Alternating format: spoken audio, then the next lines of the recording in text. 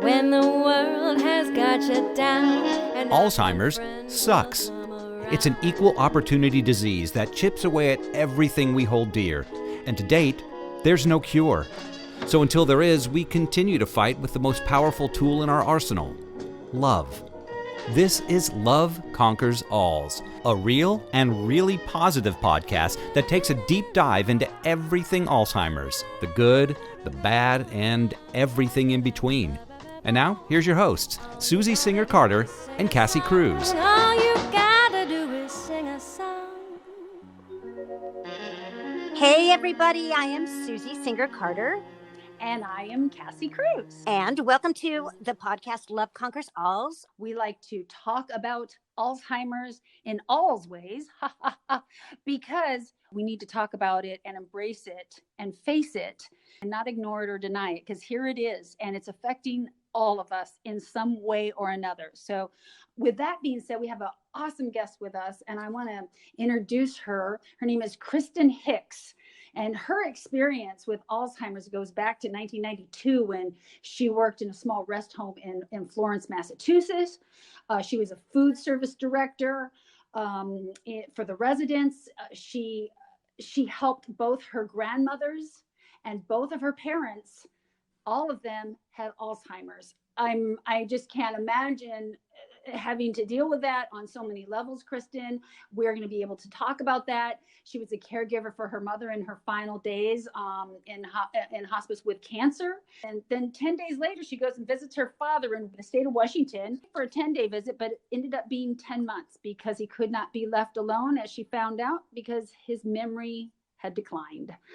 And it was an experience as a 24/7 caregiver with her dad that gave her such a profound impact. I've had the great pleasure of working with Kristen on a fundraising campaign that we did for Alzheimer's Los Angeles, with a premiere that I did with my movie, Broken Memories, with the late Rance Howard. And I want to just do a shout out to Judy Howard. We love you, Judy Howard. She had Alzheimer's and was diagnosed after we shot the movie with Rance. This is a story from Kristen. One day a resident asked me what I was making and I told her peanut butter cookies. She said, "It's better than making elephants." That's true. That's a fact. That's a true fact. Everyone knows that. Everybody knows. Kristen, could you share with us some of your stories that you have? And this disease has impacted your family greatly. Because we're looking for the silver lining, if there is one. And I think there is. All right. I am so happy to be here. I think for me, it's like the beginning for me was probably, when I worked in that rest home. It was small, intimate, you only have 25 residents. But they, you're there with them all day long and they kind of become your family.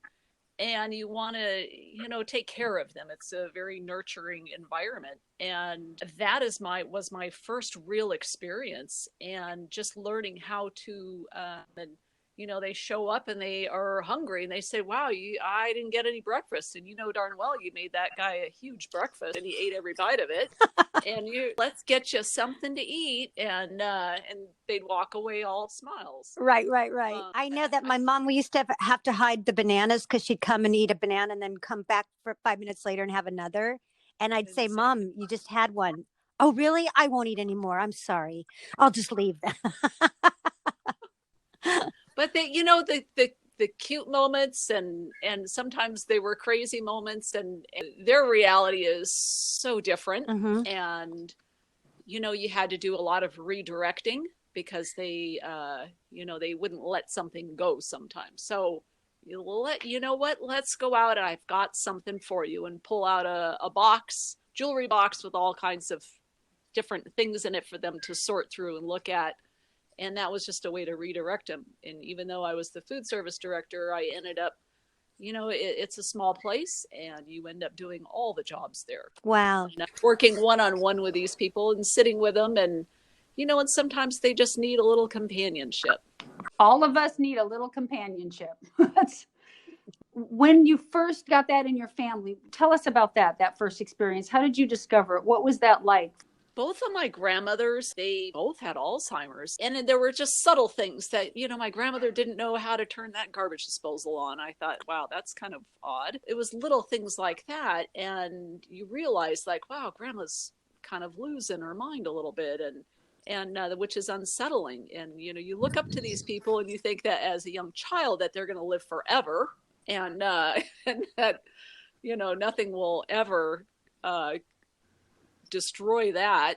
But man, it was little things like that.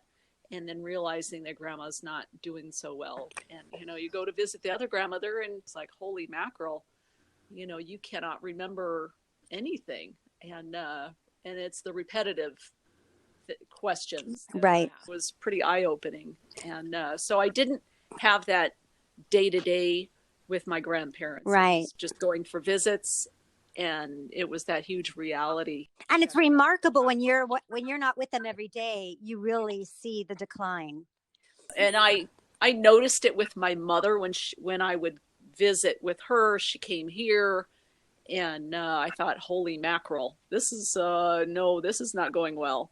Because your mom went through it with her mother, was she aware that it was coming on when she started to exhibit some of the symptoms? I think that she was aware of it and she was trying to hide it. Yeah. She didn't understand the Alzheimer's, how it, she didn't understand it herself with her mother, I believe. And that's what people have to understand, is that someone with Alzheimer's, they're not in control anymore.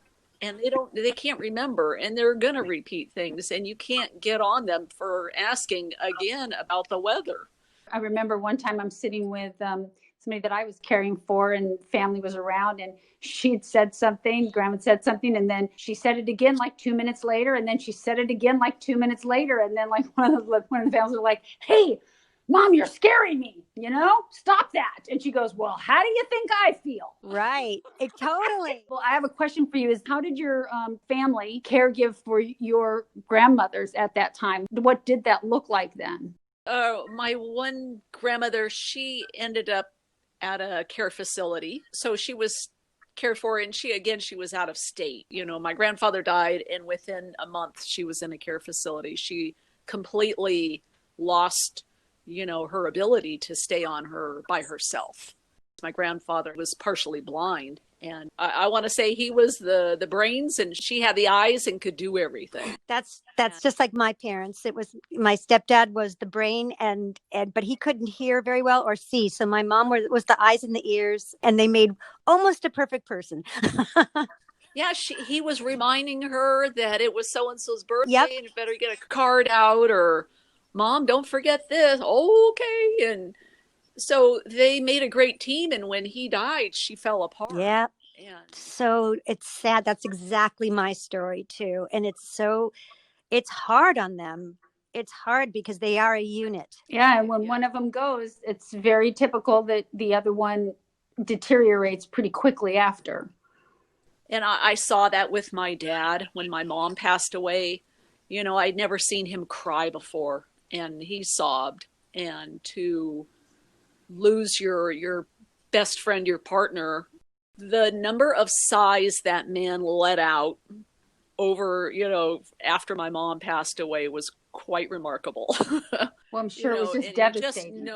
It was the Alzheimer's that had just kicked him in the rear end, and he couldn't, he just didn't have his mind. He'd just sit there and just let out these giant sighs. Did his Alzheimer's gear up after your mom's passing, or was it before? It was, he was having a little bit of memory issues, but I didn't really realize to the extent until after she passed away. We kind of had him all set up. I stayed with him for a month after my mom passed, and I had the date planner out there. I had that from my mother because of her memory.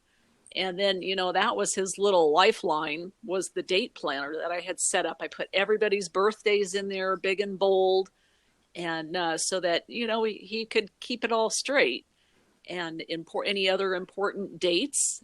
So I think that was helpful. And he wrote everything in that date planner, that he took the dog out potty and gave the dog dinner. And So, well, you just did that, something really super remarkable. I mean, this just triggered in me is that you actually did that for your mom, did not know how much that was going to help your dad later, because you actually got his behavior into a pattern of him writing things down.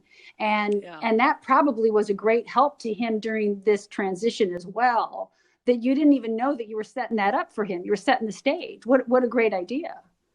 Yeah. And well, I mean, I just knew that I had to keep that, keep that calendar going. Wow. And, for his sake too. So he had, boy, that next Christmas rolled around and he got himself another calendar. Love it. Love it. What is really kind of tough is that both grandparents had the Alzheimer's, and then both my mother and my father. So yeah, how does that make me feel? How does that make you feel? You're probably scared. Oh yeah, there's just a little bit of that going on. My mom was the first person to have Alzheimer's that we know of. But literally a day doesn't go by if I can't remember a word while I'm talking that my heart doesn't start pounding, because I think, uh-oh, I'm next. Talk about that, because I know I'm not alone and you're not alone in that. When we It happens all the time, or you're just like, holy mackerel, oh boy, what was that word? Or what is that? Yeah, what was I thinking about? And it rattles you. It rattles you to the core. And I know for me, thank God I have younger daughters, and my daughters I'll say, okay, that's it. I'm getting Alzheimer's. I mean, I say it all the time. They want to hit me. They want to sock me. And I want to hit you now too. I want to hit you now too, Susie. You stop saying that, young lady. It's scary though, right? Kristen, you know that, right? And my daughters will say to me, Mom, we forget words. Everybody forgets words, and you have to remember that, yes, that's true. Everybody does have. And I want to remind everybody, and you too, Susie, because I love you, that what we start saying to ourselves could manifest. So please be careful with what we're saying to ourselves. Yes, 100%. Always careful what you wish for. Yes. Although I do wish to be very, very wealthy. That hasn't happened. I'm not doing that. Well, we talked about that in another episode. And I've also wished to be 5'10". Not happening. Not happening. You can do that with heels, darling. Oh, I got them. Them's okay. I got. Okay, so you're 5'10" when you need to. When I need to be a leggy supermodel, bam, just like that. There you go. There you go. Anyway, back to Kristen. So yeah, you've been inundated with Alzheimer's. It's got to be daunting. And now that your parents are gone, how are you taking care of yourself? I too, I'm learning to love myself, and being in that position as the caregiver, and it was 24/7. I was in it was a big 2-story house on an acre and a half. And I had lawn to mow. I had the riding lawnmower. There were fruit trees that hadn't been pruned in years, and just grapevines that hadn't been pruned. And so every day I put on my work clothes, and it was like, what am I going to go do today? There was a time when I was like, I wasn't doing anything for myself. I thought, well, my dad sleeps till 11, maybe 12 sometimes. This is my time in the morning. It's like having a young child or a baby. Totally. It's like you need to organize, and when is your time? So I went to the gym in the morning so that I could feel better to conquer my days, which were just incredible sometimes and overwhelming.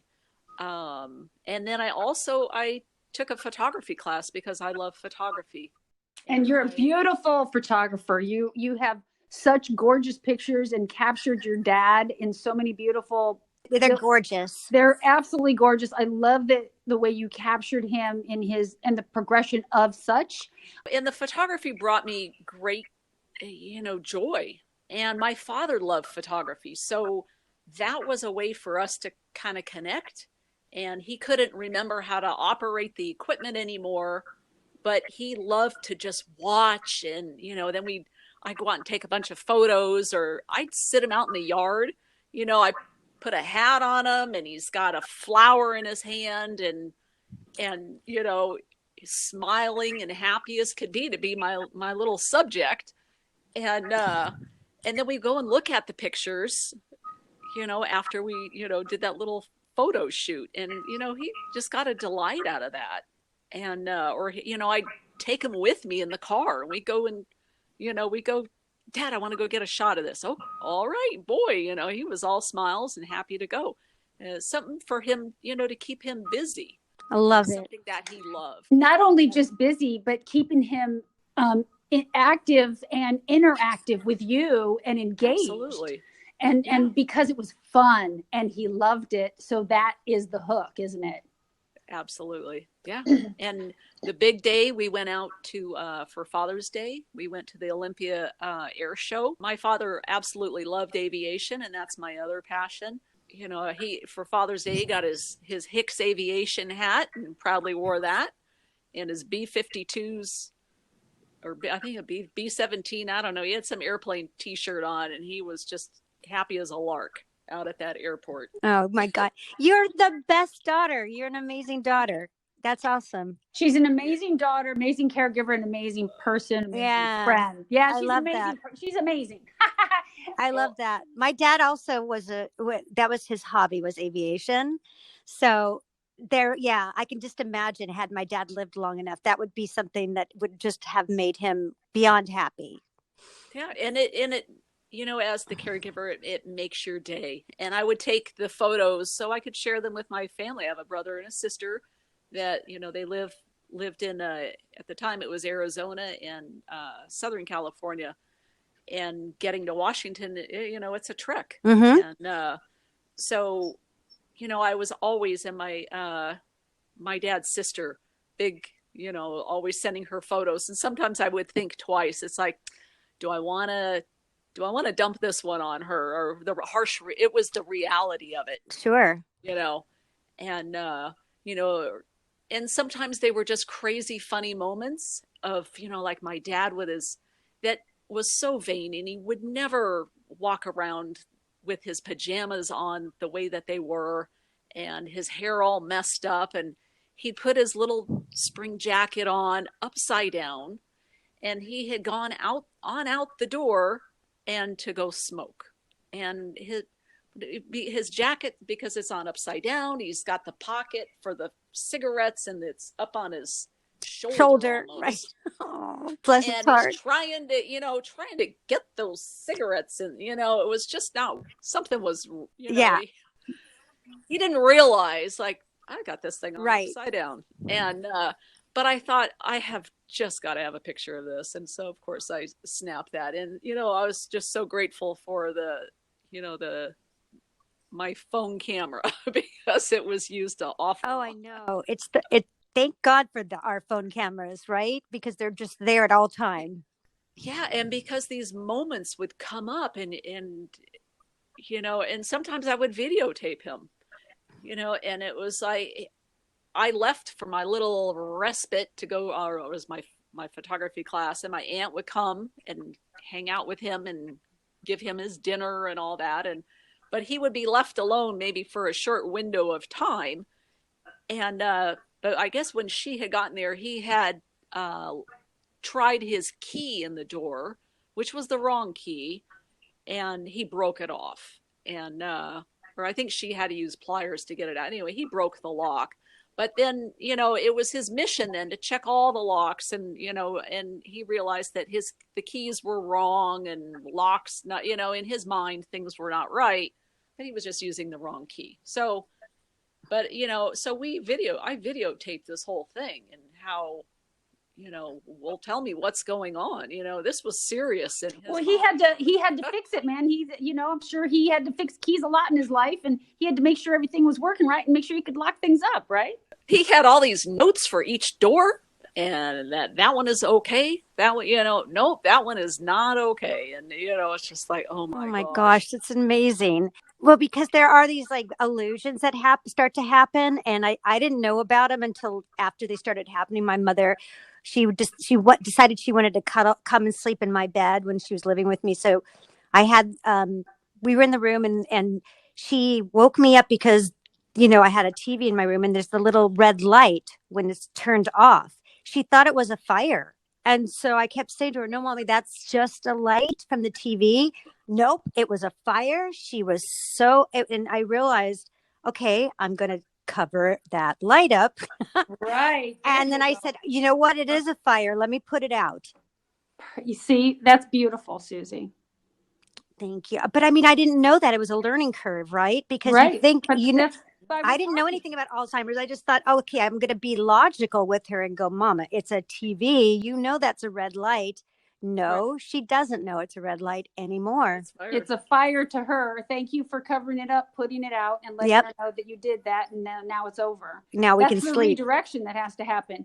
Hey, Kristen, can we back up just a little bit? You know, you went to go visit after your mom passed, right? And then you were going to just visit your dad for 10 days, and you ended up staying. Could you discuss what that unfolding was like for you? Well, it's showing up there and realizing all the things that are not okay. You know, for your parent, you want to make sure that they're eating well, and that their bills are paid, and that, you know, the house is properly maintained. And, you know, for the most part, you know, the house, he had all the dishes, the kitchen was spotless. That's how my mom liked it. And the floors and things, boy, he really, you know, he would say Elaine would not be happy if this floor wasn't kept Aw. clean. So he always was, he had that little carpet sweeper, but he would pull it out of the closets, those things that they use in a restaurant. There's, Yeah, you know, yeah. it's just a little sweeper thing. And he'd pull that out, and it could be in the closet for 5 minutes, and he'd go back and jump up and he'd go and do it again, the same spot. And, but realizing that all these things that were just not okay, and that he was not remembering, and he was not eating. I was looking at the grocery receipts, and it had, you know, a few basic items, but not any real food on there. Like, wow, what did you have for dinner? And you look at the science projects in the refrigerator and realize that this man is not eating well. And he was so happy when I showed up. I will bet he was. And being left on your alone when people, you know, you can kind of fool a lot of people that you're okay. You can't fool your family if they're looking, because we know the difference.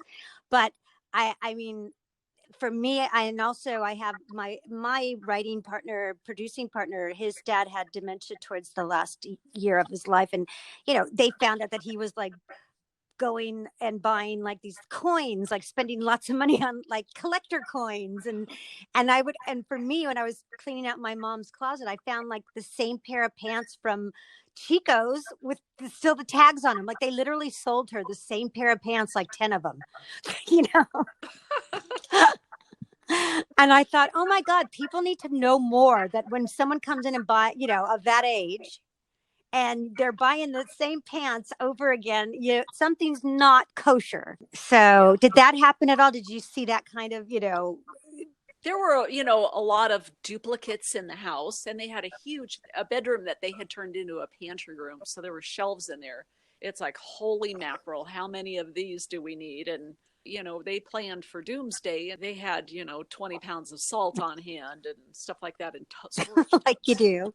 They were, You also fix cars. You're actually a car enthusiast, and her dad was also a car enthusiast. So you had a lot of cars there as well that you guys engaged in fixing. well, the thing was, he had a 1970 pickup truck, Ford F-100, and it hadn't been running for a couple of years. Literally had moss growing on it. It was in a carport, and so I got to get this truck running. We need it to go to the dump. We just need to get it running, period, because, you know, we're closing up shop here in Washington. So, you know, and my dad, of course, can't remember how long ago anything had taken place. So, you know, it's like, boy, well, dead battery, of course. So put that on the tender. That didn't work. Replace that. And then it's like, well, still won't start. So Dad says the spark plugs. So he pulls them out and he's cleaning them, and, you know, the cute pictures of him cleaning spark plugs. And so I literally am climbing up inside of this truck engine and pulling out and replacing spark plugs. That didn't work. We bought new spark plugs. Then the last thing, because it still didn't start, was the fuel. So I give my dad a can of fuel, and I expose the carburetor, and I say, okay, Dad, when when I tell you pour in the fuel, and I turned over the engine, I said, pour it. And he poured it in there, and bam, that thing started right up. And it was like this huge high five moment. I mean, I've been working on this for 2 days to get this truck running, and it starts. I'm having this huge moment, and I'm, literally high five, Dad. Woo, I am all smiles. And at the dinner table, a few hours later, I said, man, what a great thing that we got that truck started. And he looked at me like, what? I thought, oh my gosh, the trips to the parts store for the battery, for the spark plugs. Everything was gone. All of this work. Oh, so that's those moments where you just, wow, it just really makes you think. Even though he doesn't remember them, they are remembered by you. And you have that experience and that bonding and that connection with him that's so lovely. I do. I just cherish all of the experiences. And some of them, they're a little rough to digest, but. What was the roughest thing you had to address or deal with that you didn't think that was going to hit you? Probably sitting on his bed. He was just sitting there. He was in his pajamas, getting ready for bed, and having to doing that big sigh. I would always, I'd get his jammies ready for him, and because he didn't remember where they were, and so got him all like, okay, get your pajamas on, and he was just sitting on his bed, and he just looked lost. And I said, "What's the matter, Daddy?" And he said, I don't know. He said, I can't figure things out here. He said, I'm looking over here, and there's my wedding picture, and this is my furniture, and I'm in a motel room. Ugh. So that was like that's really hard. I had to reassure him that I'm there and you're home. And one of the things that I did for him is I put a big a whiteboard on the back of his bedroom door. He closed his door at night, and but it had on there that you are home in, this is your home in Yellow, Washington, and you're with Kristen and your dog Bear, because he would come out at night sometimes. I did the same thing. I had notes everywhere when my mom lived with me. This you're at home.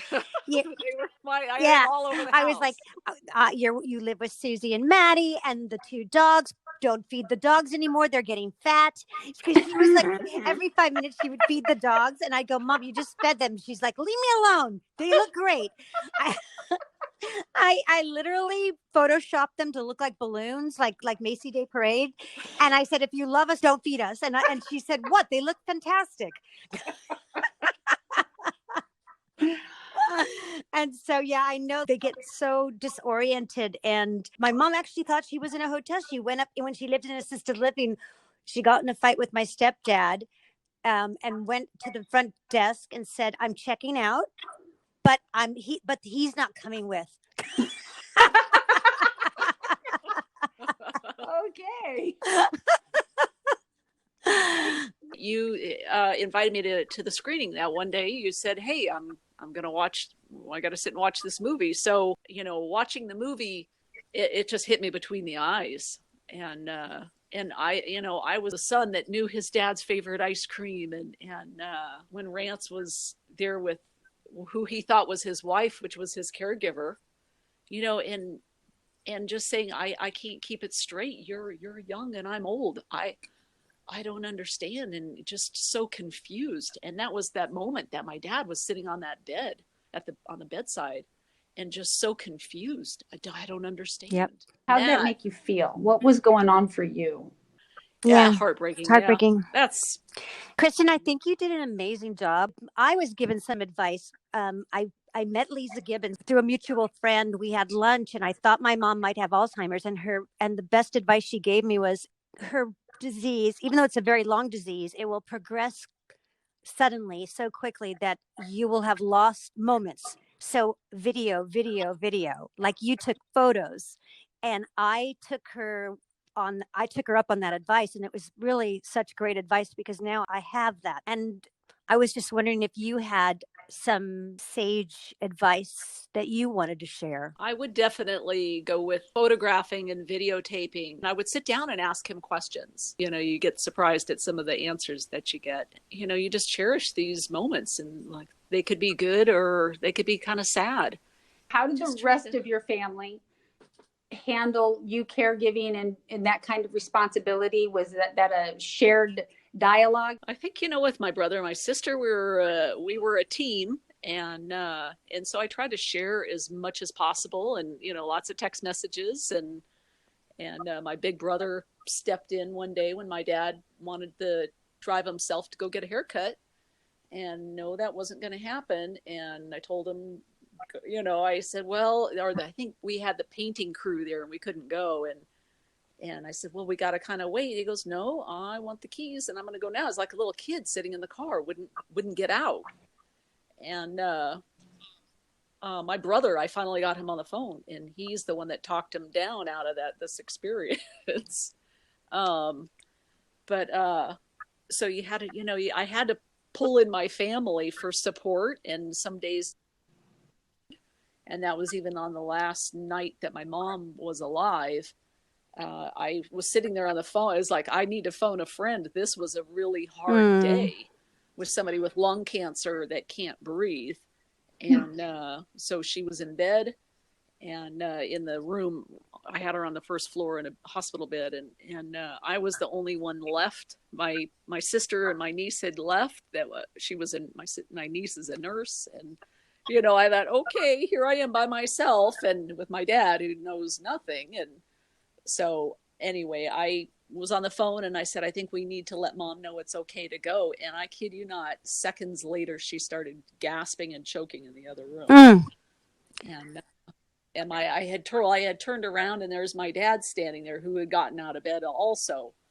And he heard me, and I said, I think we need to let Mom know it's okay to go. And he just big sigh, and he said, yeah. And seconds after that, that's when she went into distress and never pulled out of that. But and that's when you pull in your whole family, and it was important through this whole journey that I have been on, that I included my siblings. Was just down the street, so she was a source of support. Really need a lot of support.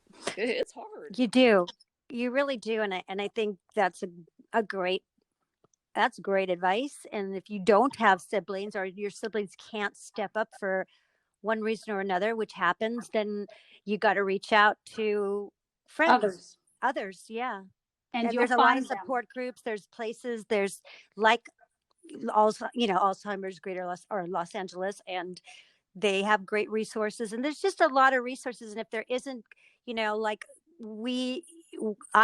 Cassie and I are aggregating as many resources as we can, so that if you're not close to something in your city, you can find something, that you'll find something that you'll be able to glean information from or find help, because you can't do it alone. What an incredible human being and incredible journey that you've been on, Kristen. Do you mind sharing with us what transitioned you into having to put your dad into a facility, and then also the transition of him moving on? We wanted to move him back to California so that, that we could all be near him.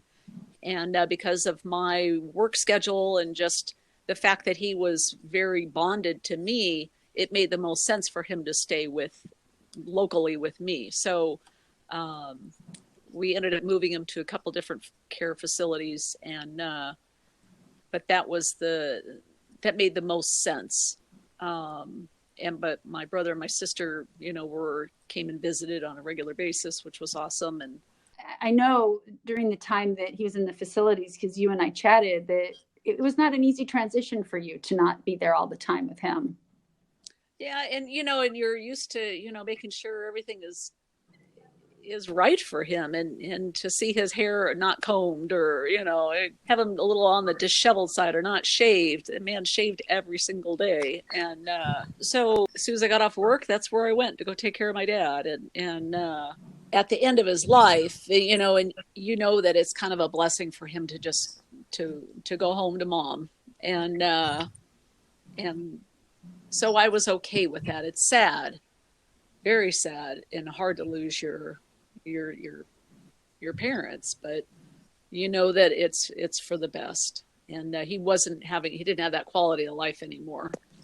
And he had, when we moved him here, he was only here it was day 13, and he fell out of bed and broke his hip. Mhm. And because of the Alzheimer's, he didn't realize what had happened to him or whatever. I mean, he bumped his head pretty bad, but he broke it. He landed on his hip and broke it. You know, that story is true, that if they break a hip, boy. Yep, we were just talking about that. It seems like it's the beginning of the exit for some reason.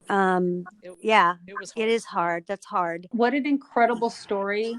What an incredible opportunity to share this time with you, Kristen, for you to, give us that insight of that situation and what you went through. We thank you so much for being so brave and courageous to do that. And transparent. We really appreciate it, because I know that, when I just doing our movies and the kind of response that we'd get from audience members saying, thank you, you told my story. Thank you. I didn't know anyone else that went through the same things. So just sharing your personal story is so powerful. And I'm overwhelmed by such wonderful people that we've been interviewing, and you are one of them. And thank you so much. Kristen, we are grateful for the time that you've spent with us. Susie, I'm absolutely 100% always grateful for you. To our listeners, we're extremely grateful for you. Remember, love is powerful, love is contagious, and love conquers all. All right, you guys, take care. Have a good one. Bye. We love you. All you gotta do is sing a song.